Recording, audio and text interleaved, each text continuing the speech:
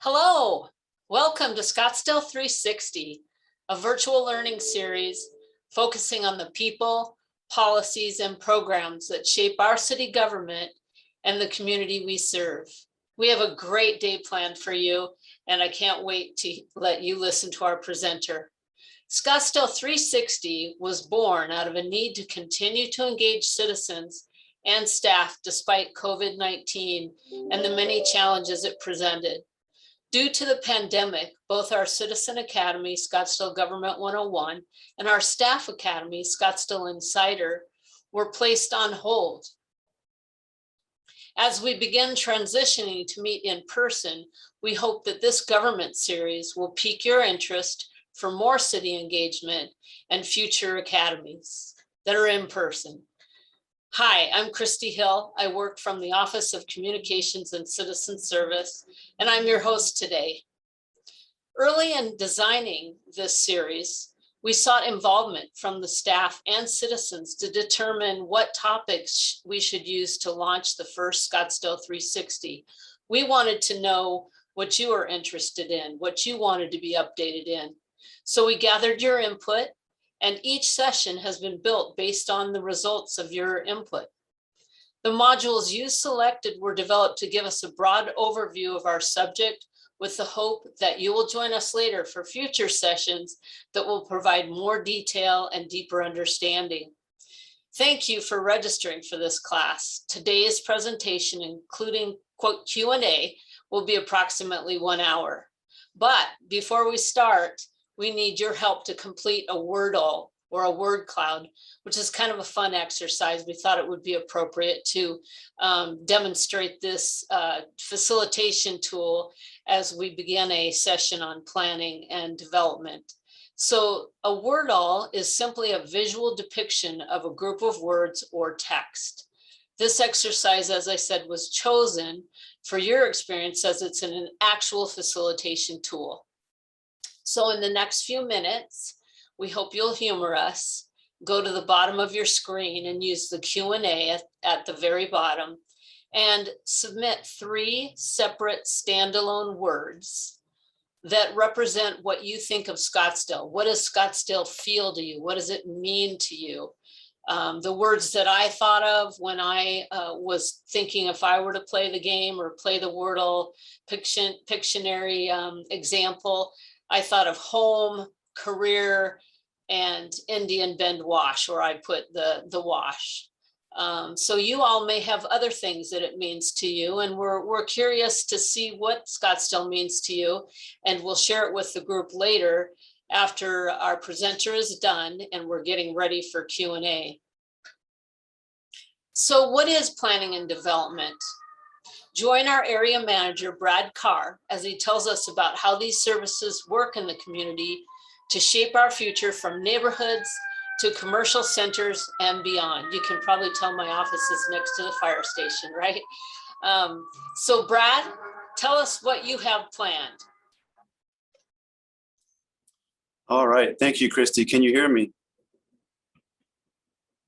Hopefully everybody can hear me just fine. Yep. Thank you, Christy, for the introduction. Again, my name is Brad Carr with the city's planning department. Today, we're going to go through what is planning and planning development and what we do here in planning and development. I'm going to share my screen here shortly. Before I get into my presentation here, just a little background on myself. I am an Arizona native, and I have been with the city of Scottsdale now for nearly 18 years in the planning department. And seen a lot of different things here, a lot of growth, a lot of cool projects that have been constructed, and a lot of initiatives that have come to fruition. A lot of those initiatives driven by our citizens. So it's been great to be a member of Scottsdale and the organization as well as the community. Before I get started, I wanted to note I did have the opportunity to tour the new Honor Health Neuroscience building, which is located at Brown and Osborne Road. And if you haven't driven by there, you should take the opportunity to do so. I highly recommend it. It's a great looking building, and it's a great asset to our community, and it shows Honor Health making an investment in our community and at their southern campus. So with that, I'll go ahead and get started. Today's topics, you can see on the screen here, are we're going to go into the introduction of what planning development services is, the boards and commissions that we take a look at and deal with on a daily basis, the general plan, the guiding document for the city. Our staff here is charged with keeping that document and updating it periodically. Then we'll look at the zoning ordinance and other codes, the services that we provide here in planning and development services, the outreach we do, and then finally any questions you may have. So for those who don't know the city's organizational makeup, I'm going to present that on the screen here. Obviously at the very top here are our Scottsdale citizens. They are our number one priority, and they are the voice of the city, followed closely behind by our elected officials, mayor and city council. From there you have our many different advisory groups. You can see our board and commissions over there, and then our charter officers. Most of the city staff falls under the management of our city manager. And you can see here on the screen highlighted in blue, Community and Economic Development is a group that's under Assistant City Manager Brent Stockwell, and Planning and Development Services is a team within that Community and Economic Development, which also houses aviation, economic development, and tourism. So the department itself, Planning and Development Services, what do? We do a lot of different things. We wear a lot of different hats. You can see those on the screen here. We have a lot of different services in a lot of different areas we cover, including our long-range planning department, which is the people that are in charge of looking forward into the future about how planning the future for how the city is going to look as we move 10, 20, 30, and even more years beyond where we're at right now. So that team is looking progressively into the future, and their main task, of course, is as the keepers of the general plan and implementing that general plan. Also within that group, they also do neighborhood planning and historic preservation.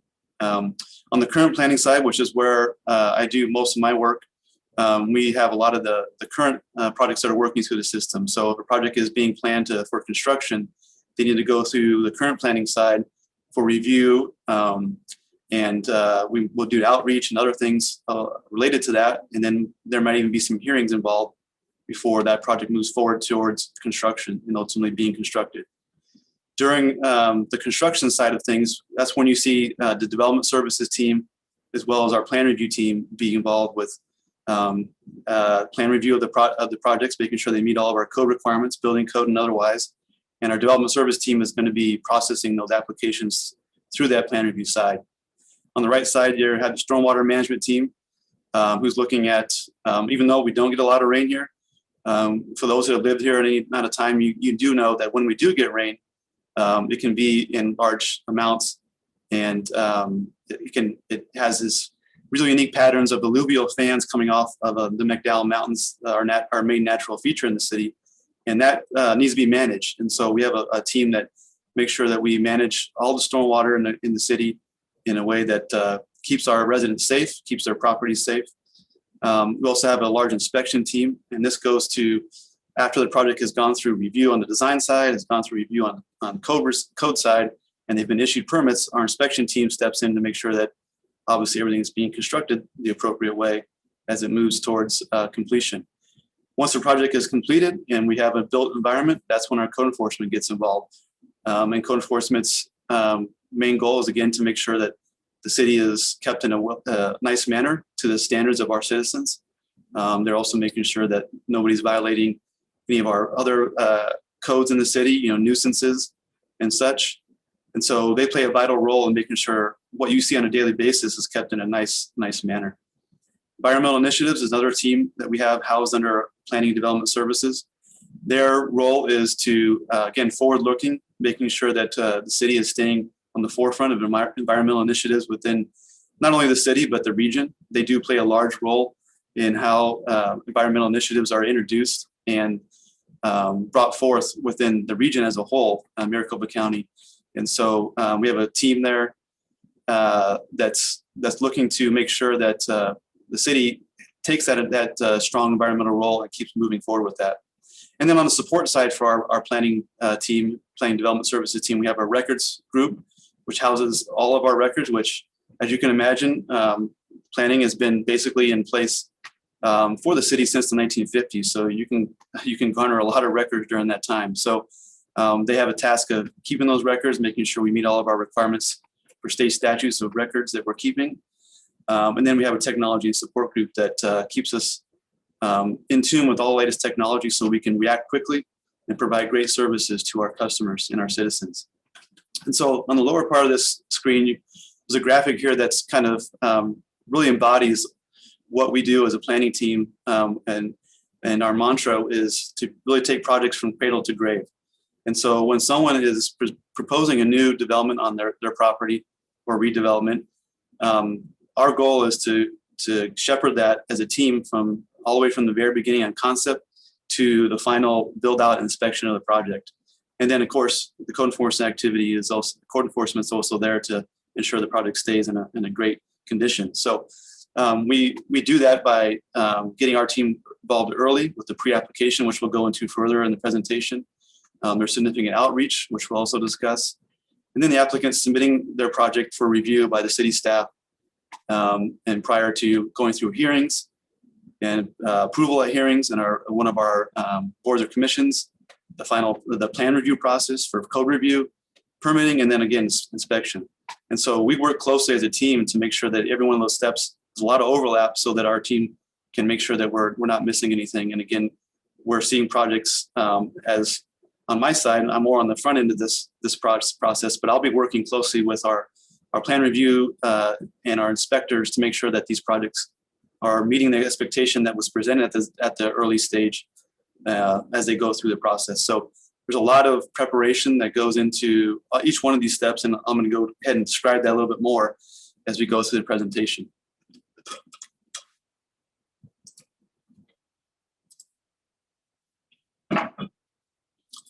All right, so speaking to boards and commissions, what we do, we have several boards and commissions that our planning and development services teams supports.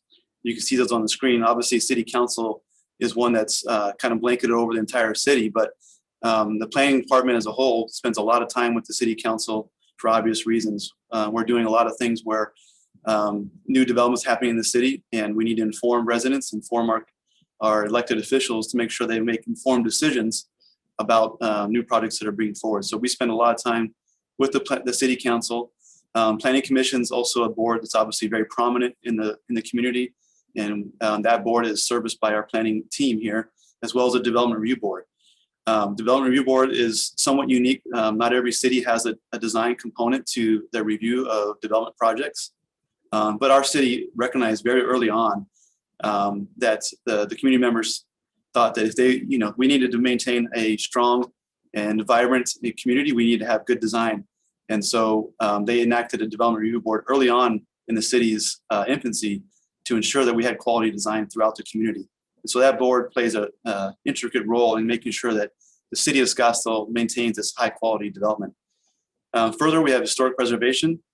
Although we don't have a lot of historic areas in the city, we are a city that's, relatively speaking, somewhat young. We are 70 years this year.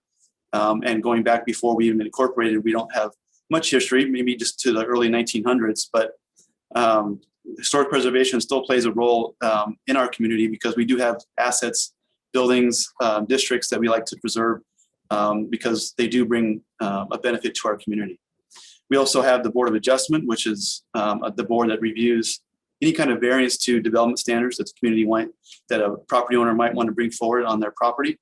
They review that. Building Advisory Board of Appeals, similar to the Board of Adjustment, but on the building code side.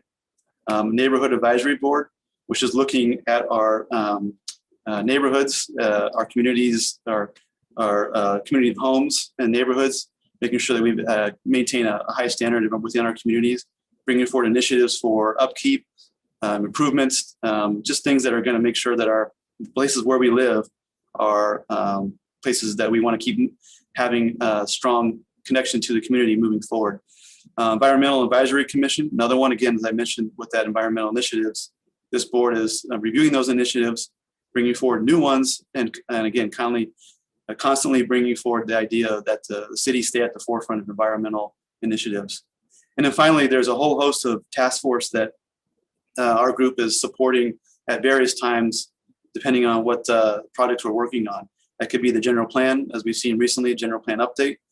We've done downtown plan updates in the not too distant past that had task force and other working groups. And any kind of other commission that has a working group, or even the city council, which provides direction to our group for other working groups. Our group is tasked with supporting those groups, making sure they stay on task, providing them work plans and meeting space to hold those meetings. So support of these groups as a whole occupies a lot of our work program. These groups meet very frequently. The Planning Commission is twice a month, Development Review Board is twice a month, Historic Preservation Board of Adjustment are once a month, as well as the Neighborhood Advisory Board. City Council is usually twice a month as well. So there's usually weeks where there's not a week where we don't have anything going on. There's usually some week where some kind of commission that we're supporting and holding board meetings, usually in the afternoon or evening. And then City Council and Planning Commission, even Development Review Board, those can overlap in a week. So we could have several commissions or board meetings within a week that we're supporting. So a lot of work that goes into, from our team, that goes into supporting these boards and commissions. Just a few, before I get to the next topic, I just want to note some fun facts related to the planning department. And as we can see here, 20 to 25% of all those council actions that you see on any agenda are prepared by the Planning and Development Services. So we have a lot of stuff that goes on every agenda for every meeting on City Council. We usually see close to 15 million or more this last year. Maybe it surprises people, maybe not. If you have been noticing your neighborhood, people doing additions or renovations at their homes, we actually saw significantly more than $15 million in permits over the last trailing 12 months because people are reinvesting in their homes during the pandemic, which was great. Great to see people taking the initiative to reinvest in their properties. Before the pandemic, we serviced nearly 30,000 walk-in customers per year. So that's a lot of different customers to see for various different topics. Some are coming to get permits, some are coming to ask questions of our staff, some are asking or coming in to do plan reviews. But in all, before the pandemic hit, we were seeing on average 30,000 people per year, in addition to responding to 36,000 calls per year. So while during the pandemic that walk-in number went down, we significantly saw an increase in our calls as well as email responses that we do to customers every year. Those numbers went way up. In addition, on average, we were seeing about 93,000 inspections per year for new building, new construction.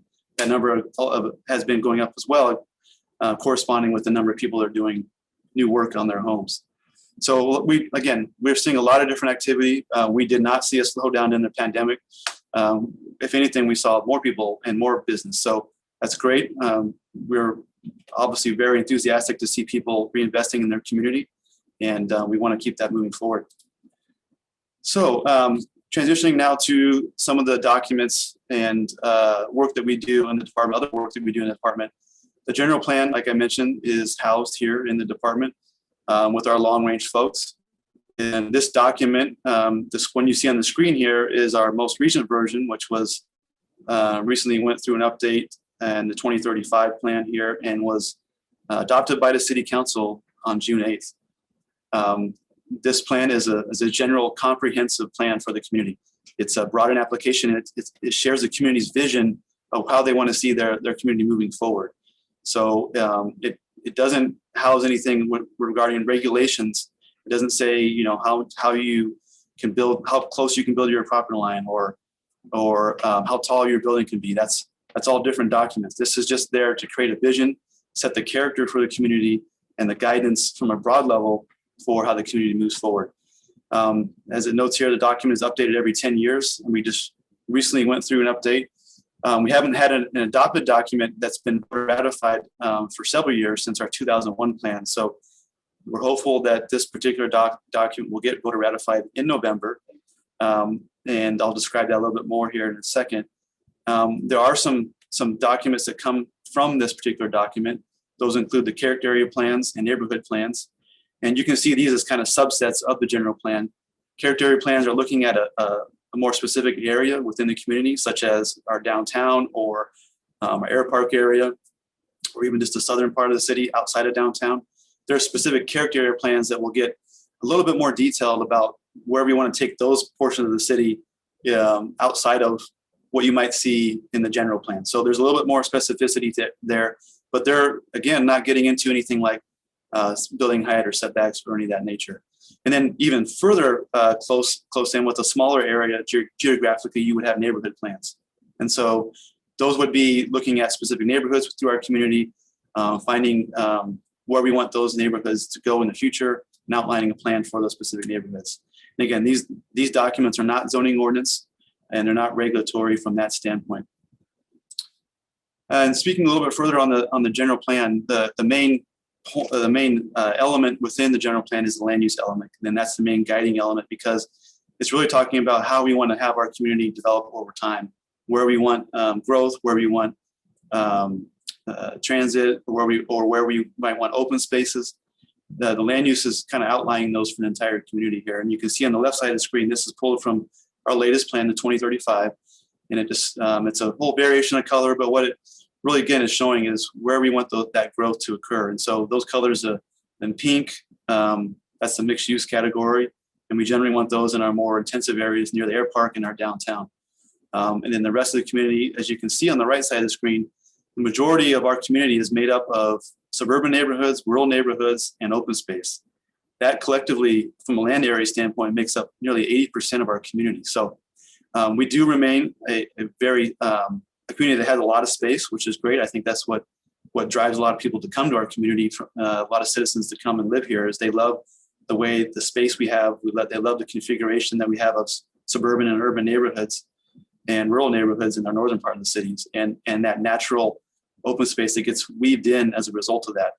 And of course, that natural open space is augmented by the McDowell Sonoran Preserve, which takes up a large portion of our northern part of the city. So we're very fortunate to be able to have that unique makeup of our community that we can bring in the natural open space. I think that's a valuable asset to our community, and I think our community members recognize that. But beyond that, our community is made up of a series of neighborhoods, and that's a significant amount. That's nearly 50% of our community as just our neighborhoods that we live in. So it's great. That overall makeup hasn't really changed over the last 30, 40 years. It's been about that. It was established like that about 30 or 40 years ago. So we'll keep moving forward like that. Our community members, our citizens, and our council have said that vision is working for us, and they want to move forward with that.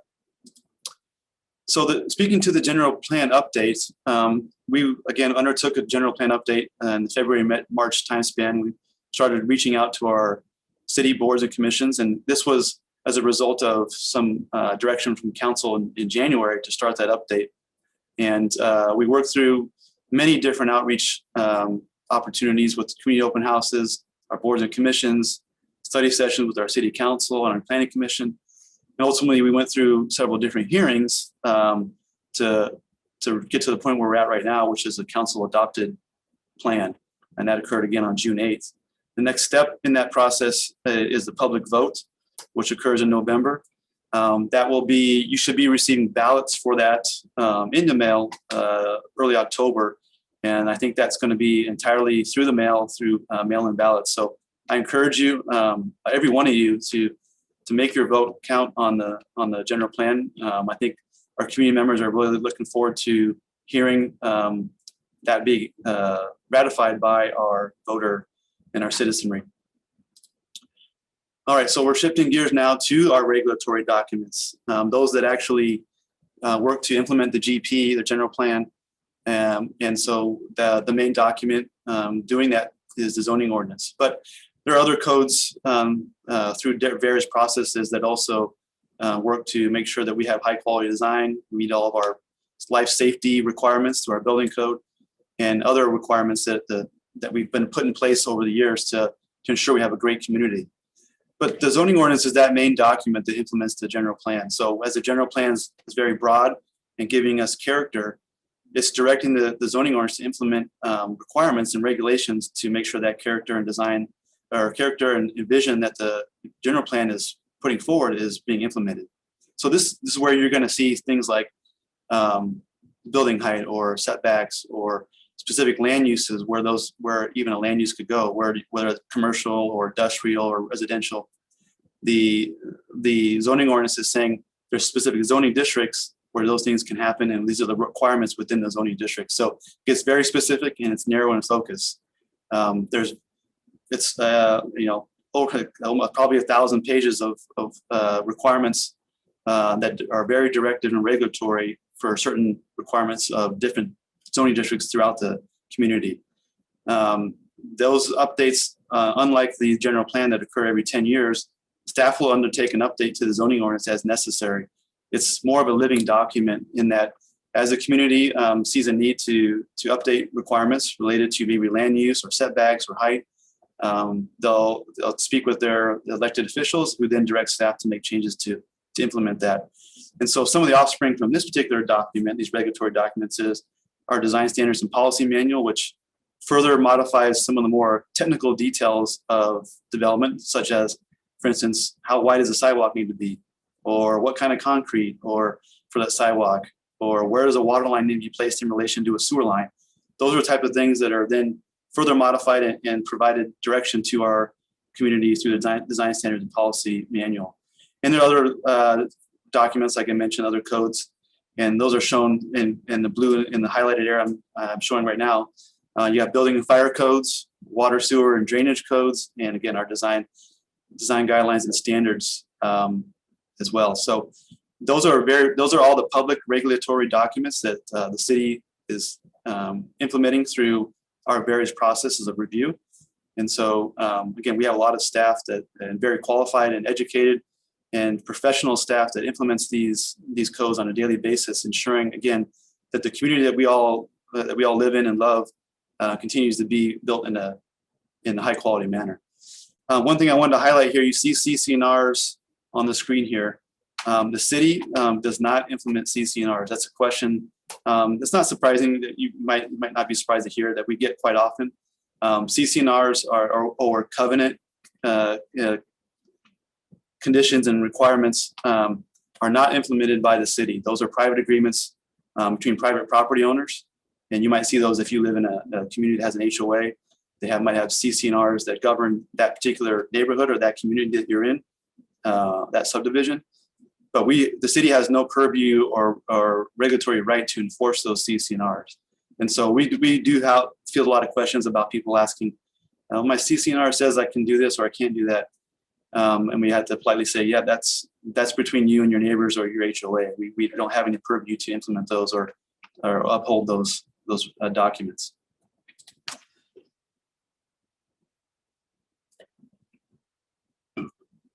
So speaking specifically about the zoning ordinance, I'm going to go a little bit more detail here.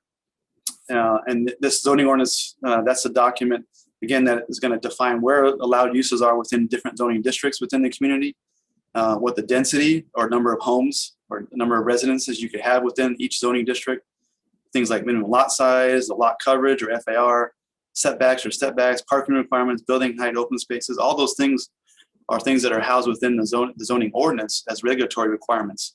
And our planning staff is, again, for any project, making sure they meet those requirements as they go through the review process. One thing that's unique to Scottsdale is this thing, the second to last bullet point there, natural area open space. And that you find that in our environmentally sensitive lands areas or ESL areas, which are those areas in the northern part of the city. You can see that graphic there towards the middle right of the screen that shows all those areas that are highlighted in tan or green or the grayish color or brown color are areas that are within our environmentally sensitive lands areas. And those are the areas that the community identified in the late 80s, early 90s as needing further environmental protection. And so the main way we do that is to require open space be maintained in a natural state. And that's where this natural area open space requirement comes in. So most communities either have that natural area open space provided in large tracts of space within the community, or even on individual lots, homeowners will be required to maintain a certain amount of their lot as natural area. Again, the idea being that we want to weave in that natural environment into our built environment of homes in the upper part of northern part of our city. So again, that's a rather unique feature. There's not a lot of communities across the country, and I don't believe there's even one other one in the Valley area here that even does that. So unique feature to Scottsdale. And finally, I want to touch on overlay districts that are also within the zoning ordinance. And these are districts that are applied over the top of other baseline zoning districts. So for instance, the ESL zoning district is actually an overlay that overlays other zoning districts underneath that, such as single family home districts that are in that area. And so what overlay districts do are act as a further modifier for specific requirements that that the city wanted to do, or the citizens wanted to do for certain areas of the city.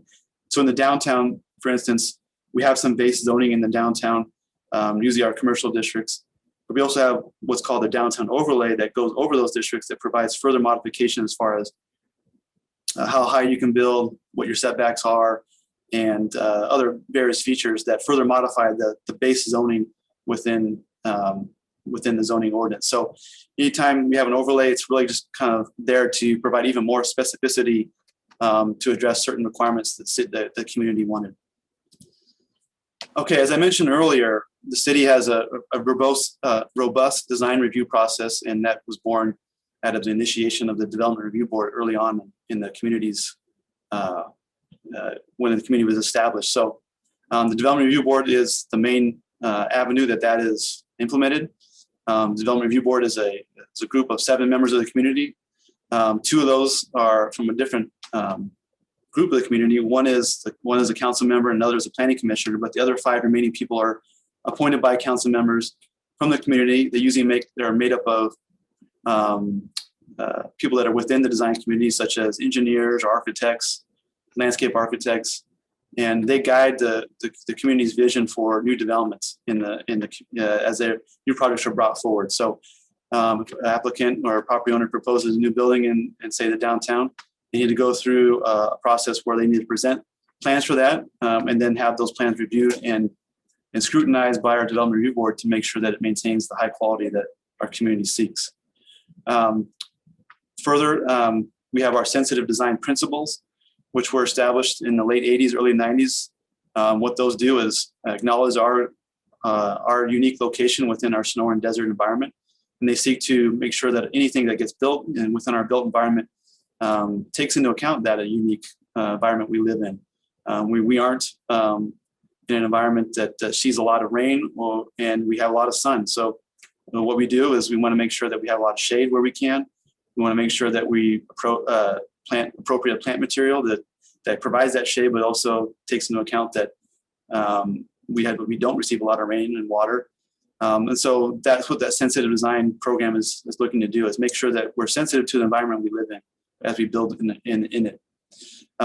We also have a number of other design guidelines that guide the city's overall design vision. That includes commercial, office, restaurant, self-storage, gas station and convenience stores, as well as specific guidelines that are enacted only within our Old Town area or downtown area. And you can see the cover of that in the upper right screen. Those are probably the most robust or largest set of design guidelines of all the other ones. They cover a lot of different topics because obviously there's a lot of different things that are important within the downtown, from our historic Old Town areas to our more developed or intense areas such as Fashion Square. And so there's a lot to cover there, and those design guidelines make sure that, again, there's a high quality of development within the downtown that encourages a pedestrian focused design, shading at the ground level, storefronts for people to walk along, connection points between different community or different neighborhoods within the downtown. All that's provided for direction within the Old Town design guidelines. And again, design standards and policy manual plays a strong component within the overall design review process. So some of the services that we provide here, beyond what I've already listed, we are here to allow people to gather information about their property.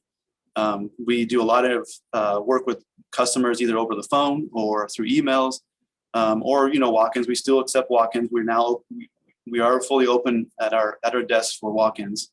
Although most people have become more comfortable with emails or phone calls, where we do have a counter here where we can service you face-to-face if you prefer. But above all, we are very accessible. We're open Monday through Friday, 9 hours a day. On Wednesday, we do open a little 1 hour later to allow for staff meetings, but we are very accessible. And then even online, we have a lot of service online where you can walk yourself through the ability to find information about your property or submit a request to get that property through our property information request services. What we also do is a lot of pre-application meetings, which I'll go into a little bit further. That provides an opportunity for a property owner to speak with staff one-on-one about specific things they're looking to do on their property. And this isn't really for people that are looking to do that for their home. This would be people that are looking to do things on their commercial property. But if you do have a question about your home, we're certainly welcome to sit down with you and talk that through. But generally, we see pre-applications for commercial properties that are looking to do some kind of large development, and they need to speak to not only planning but our engineering staff, our fire staff, and so they need to speak to everybody to understand that all the requirements are going to go into that process. And speaking of process, what we do here as staff is get people through an approval process, because our code is set up and we have boards and commissions set up to ensure that projects receive the appropriate review through a process. We don't do many things here that don't see some kind of public review. And so what we do is consult property owners on that process, set them up for that process through reviewing their applications and reviewing their plans. And then we issue permits and inspect to make sure, again, that the community is getting what they envisioned for the quality of their community. Most of that front end part of that process includes public notice and public hearings for a lot of larger projects. And so with regards to pre-app discussions, here are some of the things the typical things we might see as part of that process. What do you want to do with the property? That's a simple question for you. You have somebody that is a landowner that maybe they're sitting on a property that's kind of seen better days and they want to redevelopment. What can I do there? So we talk them through that. What is their current general plan land use designation? Can what they want to do, if they have a commercial property, can they transition that to apartments? The general plan might say, no, we want that to remain as a commercial property. What is the current zoning and what can I do based on that current zoning? Are there utilities and streets to the property? And how does that affect me? What do I need to bring new utilities like water and sewer to my property? Or do I need to upsize those utilities in order to do something that I want to do with the property? Do I need to hire an engineer or architect to help me? And perhaps most importantly, will my plan be supported by the neighborhood that it's going to be in? Obviously, we're a community that's reaching build out. Although we have a lot of land in the northern part of the city, it's protected for natural open space. So we are seeing the community start to reach a build out standpoint, and that in turn means a lot of infill development. And so anytime you get infill development, that means people are doing things that are going to be different than what's there currently. So we need to understand neighborhood concerns, and we'll talk that through as part of a pre-application where we feel like there's some neighborhood concerns and how an applicant can improve their project to address those neighborhood concerns. The last thing I'm going to touch on as far as my presentation is the significant amount of citizen outreach we do anytime we see a new project being brought forward. If there's a project that's doing a rezoning, or they might need a conditional use permit because they're doing a use that's not something that's typical within the zoning district they're in, or there's a general plan amendment, they want to go to a entirely different type of land use. Those things all require a neighborhood outreach before they even get submitted to the city. And so we're verifying that they've conducted that neighborhood outreach correctly, and that they've done a thorough manner in making sure the community is aware of what's coming forward in their community. You may have seen the signs, as you can see in the upper part of the screen there, that red sign, or the white signs that are posted on sites to let you know that projects in the works. The red signs are for those projects that are going to a hearing. So you might see the white signs as you drive around the community, showing you or telling you that a project's in the works. But that outreach is always including open houses. During COVID, those open houses were done in a manner of the virtual. But now that we're somewhat past that, we can start to open those open houses more in person again. But we also have info on our city website. There's a lot of info. Anything that gets submitted to the city for review, we're then transferring to our website so that you at home can pull up that project on your computer and do some research yourself through the documents that were submitted by the applicant. Again, we're posting sites with those signs, and we're also notifying those property owners that are within usually about 750 feet of a site. We're notifying you of an application that's been submitted, as well as when it's going to hearing. We also have what's called the P&Z link. It's an email subscription that you can subscribe to that we send out weekly, that allows, that gives people an update on what new projects have been submitted to the city, so they can, again, explore that a little further on our website. And we also do post on social media, Nextdoor, Facebook. We are active on there, providing information about new projects that have been submitted, cases that are going to hearing. And most recently, we've implemented a video summary kind of series, where any new projects, any new significant project that gets submitted, we're doing a video summary of that, so that if you have the time and you want to take a look at a video, you can do that instead of maybe cruising the website. You can take a look at a video summary. So that's something new that we recently implemented. We've been getting a lot of people watching that, which is great. And so that's another opportunity or avenue for people to get involved with projects that are happening in their community. So I went through a lot of stuff, and I know there's some time available here at the end for some questions. So that's where we're headed next. Thank you.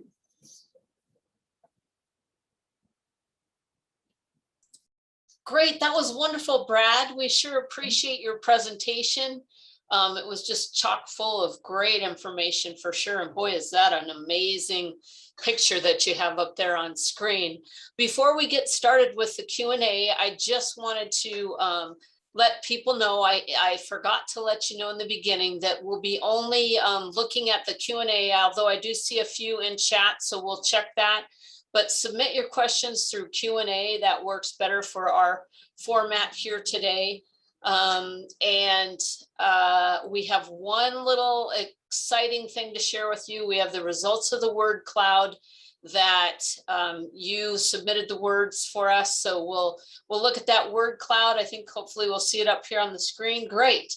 And I'm not sure what the photo or the shape is here, but you can see through the frequency of the words that you submitted. So clearly we had several folks that submitted community for what they thought of in Scottsdale. Old Town came up a few times. And then as the words begin to shrink, that shows less frequency. So there are some common themes here, and that's the neat thing about this outreach or involvement tool, is it's a quick way to visually give example to what people are thinking about. And so you all were thinking Scottsdale was community, Old Town, and home, which is also one of the words that I put in. So we thank you for participating in that exercise. Like I said, it's an actual facilitation tool that we use. And now we'll go back to Brad and get the questions answered. Okay, Chrissy, so I'm assuming I'm looking in the question and answer first. I will read those questions to you, Okay. Brad, and then you can respond, but you can also look at them if you need to review. So we have something submitted by Andrew Song, and it's more flood zone related. There are a few flood zones within our city, Ironwood subdivision and south of Thomas. What is being done to alleviate undue financial duress for those residents who live in those areas that need to have flood insurance? Yeah, and Andrew, I'll try to answer your question as much as I can. Again, I'm not a stormwater engineer, so I don't know specifically, but from what I've understood, the city has ongoing, goes through ongoing works where they work through either the FEMA administration, the Flood Emergency Act administration, or through just actual improvements on the ground, like installing culverts or redirecting water channels. They have an active plan and that's one of their main goals, is to try to bring areas of the community out of flood hazard so that they can drop their flood insurance requirements. So I know there's been some work in that Thomas area, and I think it's ongoing, obviously. But that's one of their main goals through our stormwater management group, is to try to make improvements or work with FEMA to refine mapping so that they can get homes out of flood hazard designations, and then therefore get rid of that flood insurance requirement. Great, Brad. That's a good answer. We appreciate it. We have one more from Andrew, and then we'll move forward with others. But Andrew asks, is there any plan to incorporate community garden other than the Scottsdale City College through our city? It would be a wonderful way to preserve the agricultural root of our city. Do we have any community garden plans in Scottsdale? Yeah, I know there's been several instances where that's been mentioned. I don't know that there's been any. Obviously, there hasn't been any that have kind of come to fruition other than the main one that he mentioned. But I think it would be a perfect opportunity for residents to, speak with their constituents on the Neighborhood Advisory Commission to get some of those neighborhood community gardens started in locations where it makes sense.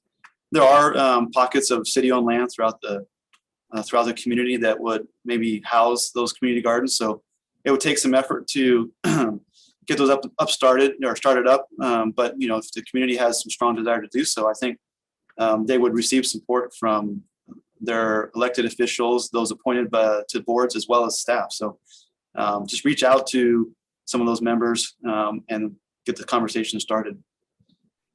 Great, that's great. All right, we have one from Tammy Bossy, who is a commissioner for our environmental commission. Tammy, what is the process we can use to better incorporate environmental sensitivity into the planning and development process? Yeah, that's a great question. That's one where we're always looking to do is make sure we push forward environmental initiatives, and not only on a broad scheme, but even at the more localized level with projects that move through a review process.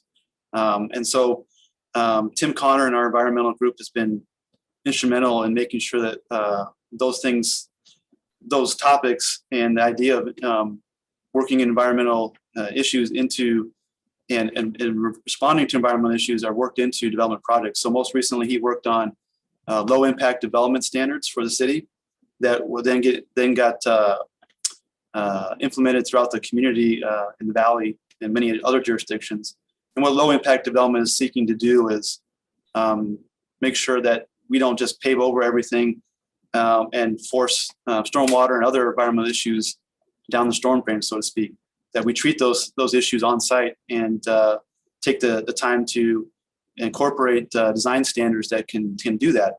And so Tim worked on that project to make sure that we have a set of standards that we can then point to now as planning staff anytime a project is brought forward, so that we can say, we really think you need to do this, like pervious pavement or capturing of stormwater on your site, so that we can make sure that we start implementing those environmental initiatives. As we get those more prevalent in the community, they can become then maybe ordinance requirements instead of design guidelines as they are currently. That's great, thank you. I see another question here, and it revolves around HOAs. So what I think I'll do is compose an HOA kind of description of the range of who's responsible and how is the city involved, and get that out to all those that are registered in this class, because it is it's surfacing a couple times. Last class had this, so we'll move over that one, and I'll get something out to everyone. Deborah Shaman asks, given many homeowners are, we got another one, part of HOAs. How do you respect guidelines or interact with HOAs during the permitting process? Yeah, so we'll, as a project's being brought forward and it's near or within an HOA community, we're directing that property owner to seek out their HOA requirements through those covenants or design guidelines within those HOAs. And then we also sometimes or a lot of times we're making sure that an HOA is actually signing off on a proposal that is being brought forward. And so we'll require that a project get HOA approval before we even do our approval. So while we can't regulate those requirements that are coming from HOA, like the CC&Rs, we can certainly make sure that the applicant and property owner is taking into account those requirements before they move through to the end on our process. Great, thank you so much. And one more from Andrew Song. He's going back to community gardens. Can we talk to identify some lots? So he's got someone in the council that he's been talking to and they have some ideas, so. Yeah, certainly. Councilwoman Whitehead she's obviously very strong on the environmental initiatives, and we'd love to work with her. If she has an idea to move forward on those community gardens, we can work with staff to try to identify that. So I would work with Councilwoman Whitehead to again express your desire to do that, and then she can direct staff to move forward from there. Great. And do we have any more questions for Brad before we move on to closing our presentation? I saw a couple there on the screen. I don't know if. Yeah, those are ones I'll follow up with. Okay. Yep, that sounds good. Oh, we've got a good one here. It looks pretty long. Let me get it moved over on my.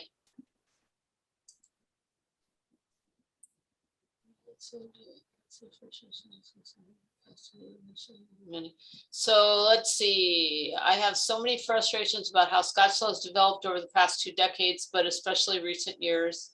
Many of us do not believe that the city of Scottsdale has upheld past high design standards set back in the 70s. There's no way to effectively give a voice to that. Where do we start? I think that this was poor planning for the city to move forward with public participation in the general plan while we are still under pandemic meeting limitations. That's a tough one. Yeah, I know there's been a lot of frustration on the ability to communicate with the city as a whole during the pandemic, and it's unfortunate, you know, that really puts a damper on what we can do face to face. But we were again open. We could have open lines of communication either through virtual meetings. All of our boards and commission meetings, as well as city council, were held virtually. I know that's not as convenient for everybody, but we are opening back up, and we had our city council meeting on Tuesday where the public could attend in person and give comment in person. So we're moving in the right direction. But with regards to how the city has developed over the past 2 decades, again, that general plan document that I mentioned is the city's guiding vision, how that wants to move forward.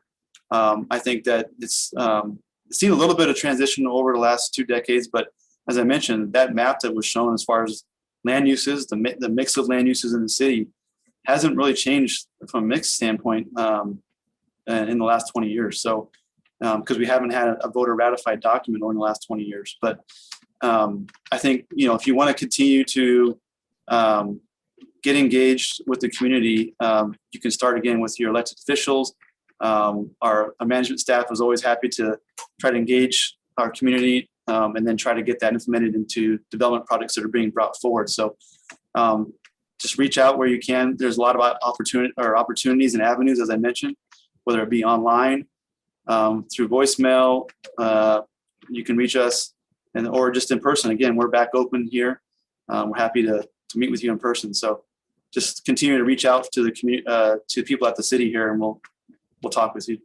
And Ruth Ann, I'm happy to send your comments to the planners that were responsible for coordinating the general plan and the process, and they'll have your information and would follow up then. So I'll do that for sure.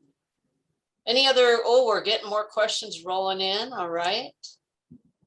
We got a few more minutes and then we're going to have to wrap it up. So let's see. Sorry about the length of my, that's okay, Ruth Ann. All right, and code enforcement. I think we just touched lightly on that. Brad, did we talk about code enforcement at all? Yeah, I mentioned it as a part of our team, but I can go into a little bit more depth. Code enforcement again is on the back end, so to speak, of how things are constructed. Obviously, we have a front end where we go through review, making sure that it meets high standards for design. And then making sure that it meets construction code and it's built correctly. But after it's constructed, what do we do? Well, that's our code enforcement. And again, they have the task of making sure that the community maintains a high quality level of maintenance, make sure property owners keep up on their property, making sure that they keep the weeds out, they keep their buildings painted, but also making sure on a fundamental level that there aren't things that are undesirable that people are doing with their properties that the community doesn't want happening. You know, we don't want an automotive repair facility that's not permitted to be suddenly happening right next to somebody's house. You know, those type of things. They're also looking at that. Graffiti, that's another big one that they are constantly maintaining. And so we don't, at least I don't, I live in the community. I don't see much graffiti, and that's because we have a tremendous team who goes out every day. I mean, they go out tirelessly every day looking for graffiti, making sure that our community stays beautiful without that. So I think, again, that it's the code enforcement, you can't say enough about what the work they do. I mean, they work, it's a little bit behind the scenes, but it accomplishes really visible results. I mean, when someone has weeds or tall grass, they go and have them take care of that, and then you see a benefit of it. The community sees that benefit. And signage is a huge thing. Our team is constantly making sure that any unpermitted signage is taken down. You might notice that we don't have a lot of these temporary signs littering our roadways, and that's because, again, of our code enforcement. So they do a wonderful job of making sure our community stays beautiful. Great, Brad. Thank you so much. So we're narrowing down on the last few minutes, and I think we could skip down to Chad and we'll answer his question. And then those of you who we did not respond to directly in the Q&A, I'll make sure that I follow up with you individually. And then also, as we talked about, that broad response regarding HOA that I'll put together based on feedback from those that should be involved, and get that back to you. So Chad says, what is the feasibility for city initiated shade structure installations throughout the core sections of Old Town? Shade, let's see, sections of Old Town to shade public walkways, mid-block crossings to encourage more pedestrian friendly design and functionality. All right, very technical question from Chad here. But he brings up a good point. I mean, as I mentioned, shade's a big deal here, and certainly this time of year, even more so. So we're constantly looking for opportunities to incorporate and work in shade into projects. But I think what Chad is talking about is more in the public realm, sidewalks, things of that nature. And that's a little bit of a challenge in our downtown just because of how it's been developed over time. Even though we have a city that was planned early on, there are areas that are a little tight, so to speak, with regards to what the city owns in public right-of-way and what is private property. And so it's a challenge to work in some of those publicly owned infrastructure improvements like shading in public walkways when there's just not the room to do so.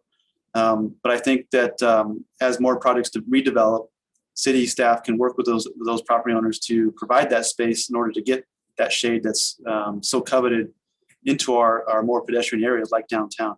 I mean, we're not only looking at areas in downtown, but as staff, anywhere we see a new project, whether it be Air Park, downtown, areas up north, we're looking for shade opportunities wherever that is, because it's just so important. It makes a world of difference on a hot day or even a normal day. You know, if you're here in March and you're walking around with no shade, you can feel hot. As soon as you get in the shade, it's like, oh, this is very comfortable. So it's just a big commodity that we need to keep incorporating into our community where we can. Great. Thank you so much, Brad. That should wrap up our questions. As I mentioned to you all in the audience, we'll make sure that we get your follow-up to you, whether individually or in a group. A couple items of information before we say goodbye.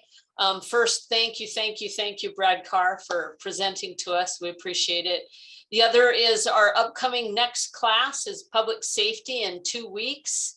And you can get there by going to ScottsdaleAZ.gov, search public or search Scottsdale 360, and that public safety class will be in 2 weeks. So don't miss that. Spread the word, get the word out to your friends. We want everyone to get our information. The other thing is we do know that our sessions here are fast and furious, and they are just giving a broad overview of each of the departments and the programs and the things that you've asked for us to share with you. So our hope is that we'll build classes that have more information down the road, or you'll join one of our in-person academies. But intentionally, these are very broad and quick overviews of those items. And we will see you in 2 weeks. Thank you so much. Bye now.